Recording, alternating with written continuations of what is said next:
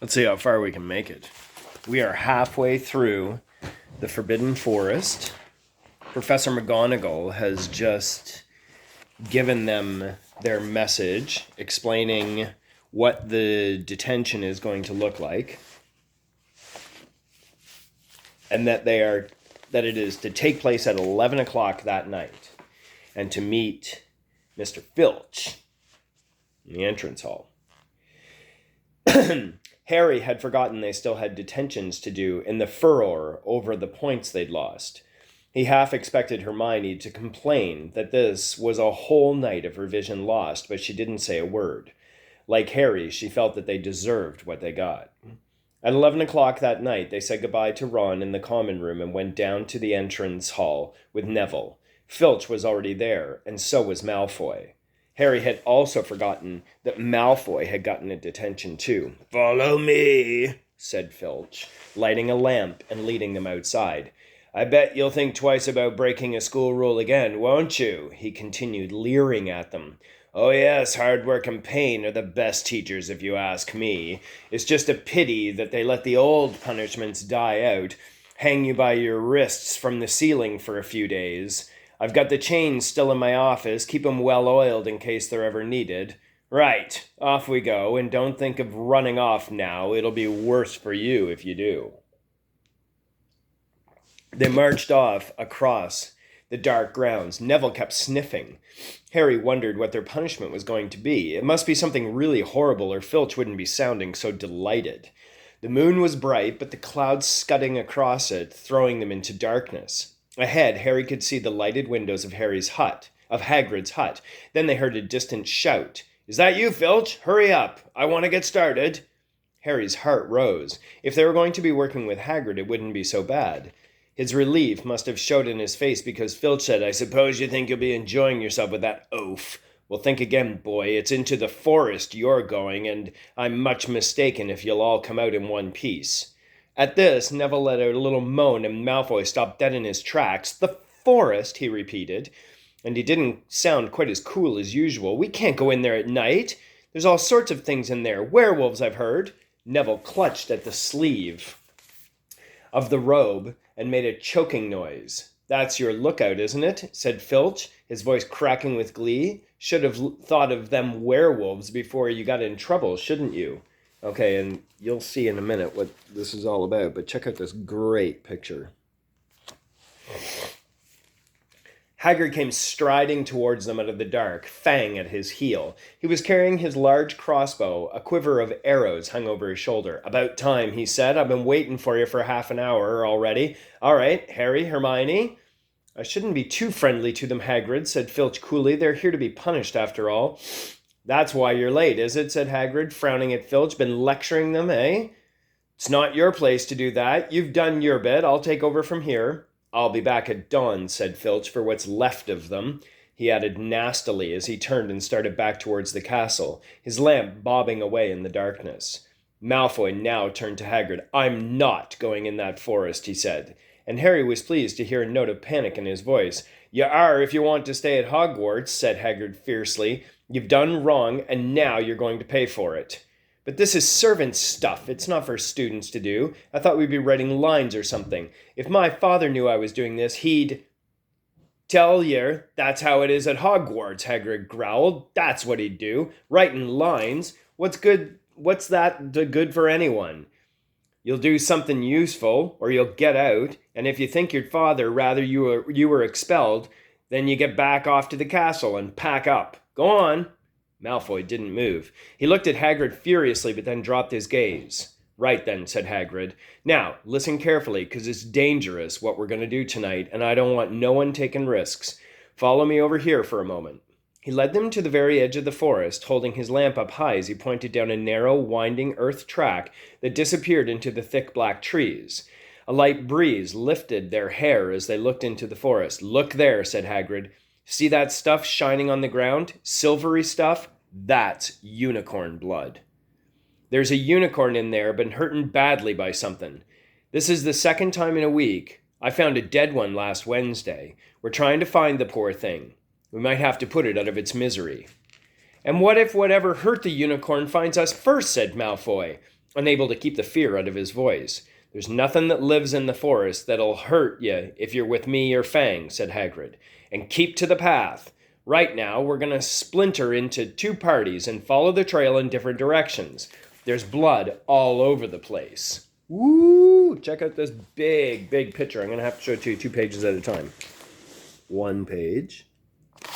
And then the other page. And there's the unicorn. Pretty cool. So I cut off halfway through the sentence. So there's blood all over the place. It must have been staggering around since last night at least. "I want Fang," said Malfoy quickly, looking at Fang's long teeth. "All right, but I'll warn you, he's a coward," said Hagrid. "So me, Harry, and Hermione will go one way, and Draco, Neville, and Fang will go the other. Now, if any of us finds the unicorn, we send up green sparks, right? Get your wands out and practice now. That's it. And if anyone gets in trouble, send up red sparks, and we'll come and find you. So be careful. Let's go." The forest was black and silent. A little way into it, they reached a fork in the earth path, and Harry, Hermione, and Hagrid took the path to the left, while Malfoy, Neville, and Fang took the right. They walked in silence, their eyes on the ground. Every now and then, a ray of moonlight through the branches above lit a spot of silver-blue blood on the fallen leaves. Harry saw Hagrid look very worried. "Could a werewolf be killing the unicorns?" he asked. "Not fast enough," said Hagrid. "It's not easy to catch a unicorn. They're powerful, magic creatures. I never knew one to be hurt before." They walked past a mossy tree stump. Harry could hear running water. There must be a stream somewhere close by. There were spots of unicorn blood here and there along the winding path. "You all right, Hermione?" Hagrid whispered. "Don't worry. It can't have gone far if it's this badly hurt. And we'll be able to—" "Get behind that tree!" Hagrid seized Harry and Hermione and hoisted them off the path behind a towering oak tree. He pulled out an arrow and fitted it into his crossbow, raising it, ready to fire. The 3 of them listened. Something was slithering over dead leaves nearby. It sounded like a cloak trailing along the ground. Hagrid was squinting up the dark path, but after a few seconds the sound faded away. "I knew it," he murmured. "There's something in here that shouldn't be." "A werewolf?" Harry suggested. "There wasn't no werewolf. That wasn't no werewolf. And it wasn't no unicorn neither," said Hagrid grimly. "Right, follow me. But be careful now." They walked more slowly, ears straining for the faintest sound. Suddenly, in a clearing ahead, something definitely moved. "Who's there?" Hagrid called. "Show yourself, I'm armed." And into the clearing came, was it a man or a horse? To the waist, a man with red hair and a beard, but below that it was a horse's gleaming chestnut body with a long reddish tail. Harry and Hermione's jaw dropped. "Oh, it's you, Ronan," said Hagrid in relief. "How are you?" He walked forward and shook the centaur's hand. "Good evening to you, Hagrid," said Ronan. He had a deep, sorrowful voice. "Were you going to shoot me?" "Can't be too careful, Ronan," said Hagrid, patting his crossbow. "There's something bad loose in this forest. This is Harry Potter and Hermione Granger, by the way, students up at the school. And this is Ronan, you two. He's a centaur." "We've noticed," said Hermione faintly. "Good evening," said Ronan. "Students, are you? And do you learn much up at the school?" A bit," said Hermione timidly. "A bit. Well, that's something," Ronan sighed. He flung back his head and stared at the sky. "Mars is bright tonight." "Yeah," said Hagrid, glancing up too. "Listen, I'm glad we've run into you, Ronan, 'cause there's a unicorn been hurt. You seen anything?" Ronan didn't answer immediately. He stared unblinkingly upwards, then sighed again. "Always the innocent are the first victims," he said. "So it's been for ages past, and so it is now." "Yeah," said Hagrid, "but have you seen anything, Ronan? Anything unusual?" "Mars is bright tonight," Ronan repeated, while Hagrid watched him impatiently. "Unusually bright." "Yeah, but I was meaning anything unusual a bit nearer to home," said Hagrid. "So you haven't noticed anything strange?" Yet again, Ronan took a while to answer. At last he said, "The forest hides many secrets."